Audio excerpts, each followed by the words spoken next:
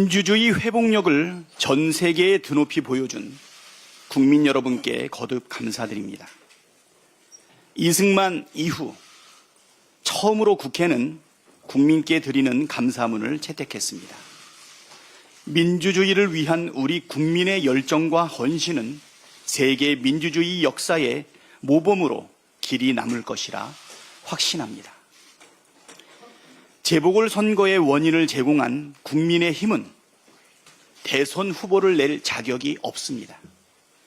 윤석열 파면에 따른 대통령 보궐선거에 무려 4,949억 4,200만 원의 비용이 소요된다는 국회 예산정책처의 추계가 있습니다.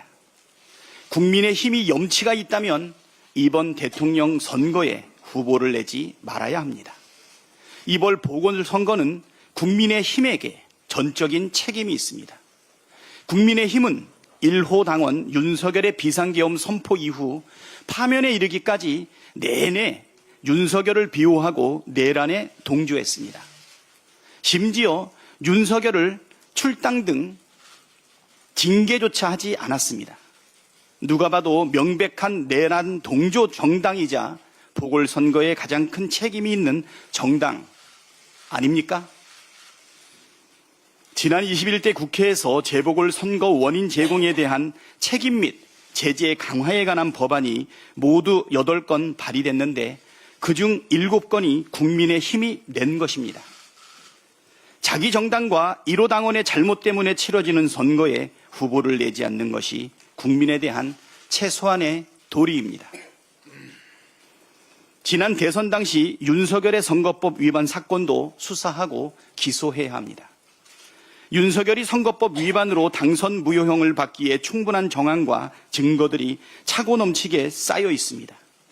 명태균의 불법 여론조작 부정 선거 의혹, 공천 개입 등은 물론이고 강남의 불법 선거 사무실을 설치 운영했다는 의혹도 있습니다.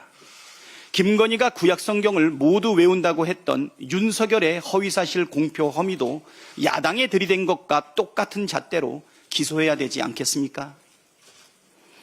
만일 당선 무효형이 확정된다면 국민의힘이 대선 기간 지원받았던 397억 원의 보조금도 토해내야 합니다.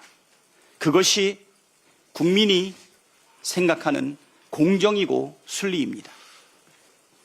한덕수 총리는 헌법 수호와 내란 진압, 공정한 대선 관리라는 엄중한 책임을 다해야 합니다. 당장 헌법 수호를 위해 마흔역 재판관을 즉시 임명하십시오. 혹여라도 대통령 목 헌법재판관을 슬쩍 임명하려는 욕심은 버리십시오. 대통령 선거일을 바로 공고하고 정치 중립을 선언해야 합니다. 민생 추경 편성안을 즉시 편성해 국회와 협의에 나서야 합니다. 내란 관련 기록물 봉인을 금지하고 인사는 전면 중단해야 합니다. 대통령 기록 관장의 윤석열 정부 행정관 출신 인사가 낙점됐다는 사실이 알려지면서 내란 사태에 관련 증거인멸 의혹이 일고 있습니다. 내란에 대한 형사 재판이 진행되고 있는 만큼 관련한 기록물 봉인을 전면 금지할 것을 촉구합니다.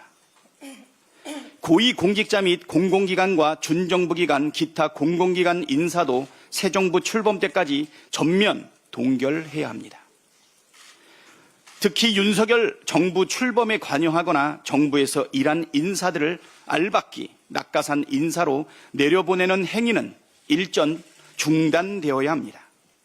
민주당은 채용 과정을 비롯한 인사 전반에 대해 철저하게 조사하고 부당 위법한 사례에 대해서는 채용에 관여한 모든 자들에게 책임을 묻겠습니다.